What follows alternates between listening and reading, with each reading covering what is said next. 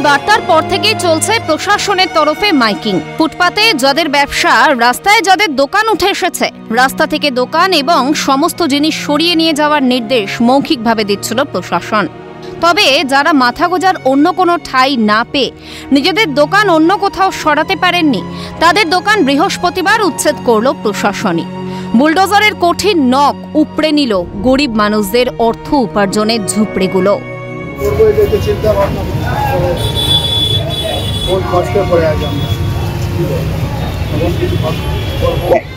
কত বছর ধরে এখানে দোকানদারি করছেন? 20 বছরের আগে বলতে বলতে গেছিল যে দোকান সরাতে হবে, দোকান সরাতে হবে, উৎপাদন করে সব এটা দিয়ে সংসার চলছে। সব কিছু চলে, মেয়েদের পড়ার খরচা, ঘরের খরচা, মায়ের ওষুধের খরচা, সবই চলে। এসএসকেএম হাসপাতালের আশেপাশের ফুটপাতের চিত্রটাও অনেকটা একই রকম। এখানে বুলডোজার আসেনি, তবে প্রশাসনিক কর্তারাই দোকানে এসে রাস্তায় থাকা দোকানের সমস্ত জিনিস একেবারে উপড়ে নিয়ে গেলেন। ওই 2-3 দিন আমাদের আগে বলেছিল স্যার, আমরা বললাম আস্তে আস্তে সরে নেবো স্যার। সরাতে পারিনি, আমাদের কোনো ঘর নেই, কোনো জায়গায় সরানোর জন্য রাস্তাও নেই। কী করবো স্যার, আমাদের যেরকম একটা আশ্বাস যদি সাথ দেয় তাহলে আমরা সেটাই। ও আগের দিন বলে গেছিলো কি সামনে কোনো জিনিস রাখবে না, এটা আমার ভুল কি টুলটা ছিল ওটাই, আর কোনো ব্যাপার না। কালকে বলে গেল পরিষ্কার, কিন্তু আমি আমার দোকানে আন্ডারে মাল রেখেছিলাম, এই সাইডে রাখিনি একদম। এই ওই বলছে কিছু মাল রেখে আমার মাল নিয়ে গেছিলো, আমি হাতে পায়ে ধরে সব মাল আমাকে দিয়ে দিয়েছি, শুধু আমি গামলাটা পাইনি। যদুবাবু বাজারের ছবিটা যদিও আগের দুটির থেকে একটু আলাদা।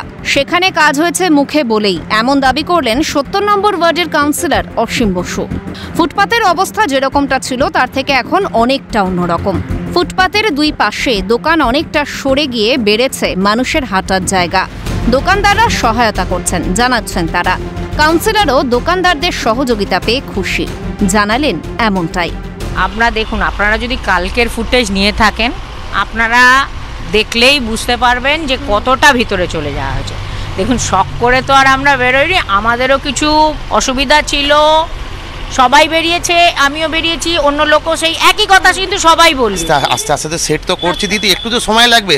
দেখুন চেপে দিয়েছি, এটাকেও আস্তে আস্তে ভেতর দিকে ওই জন্য তুলে নিচ্ছি। দেখুন, আমরা বুঝিয়ে করতে পারি, কোনো জিনিস চোখ রাঙিয়ে ভয় দেখিয়ে হয় না, আমরা সেই কাজটাই করছি। আমরা চাই না যে, কারণ মুখ্যমন্ত্রীও বলেছেন, যিনি এই অঞ্চলের বিধায়িকাও, তিনিও বলেছেন যে এরা প্রত্যেকে আমার ভাই যারা করছে। তো সেই জায়গা থেকে দাঁড়িয়ে সেটা আমাদেরও দায়িত্বের মধ্যে বর্তায় যে ওনাদের সুন্দর করে দেখিয়ে দেওয়া যে আপনারা এইভাবে করলে আপনাদের ব্যবসা আরও বৃদ্ধি পাবে।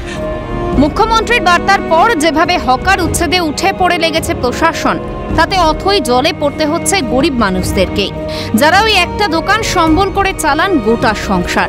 দোকান উচ্ছেদ নয়, আগে বিকল্পের কথা ভাবুক প্রশাসন। প্রার্থনা রয়েছেই সাধারণ মানুষের।